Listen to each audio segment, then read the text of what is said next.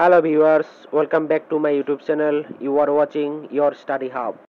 Dear viewers, ডিৰ ফালৰ পৰা যি 5500টা শিক্ষক পদৰ বিজ্ঞাপন দিয়া হৈছিলে সেই শিক্ষক পদৰ ভেৰিফিকেশন অলৰেডি হৈ গৈছে আৰু এই শিক্ষক পদৰ এপইন্টমেন্ট অহা অক্টোবৰ মাহৰ 10 তাৰিখে দিয়া হ'ব বুলি মাননীয় মুখ্যমন্ত্ৰীয়ে ফেসবুকত লাইভ আহি কিনে ঘোষণা কৰিছিলে।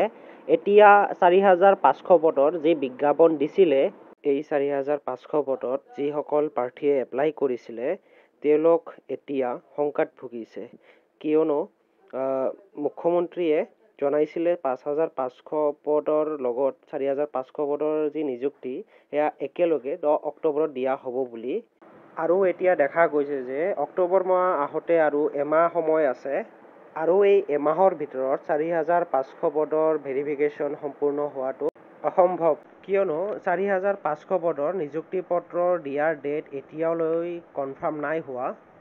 সেয়ে মই অনুমান কৰিছো যে এই 4500 পদৰ নিযুক্তি পত্ৰ অহা বছৰৰ ইলেকশ্যনৰ আগত দিব পাৰে। তো ভিউৱাৰ্স ভিডিওটো ইমানেই আছিলে, আশা কৰিছো ভিডিওটো ভালে লাগিছে। ভিডিওটো ভাল লাগিলে লাইক আৰু সাবস্ক্ৰাইব কৰি দিব আৰু ভিডিওটো শেয়াৰ কৰি দিব। ধন্যবাদ।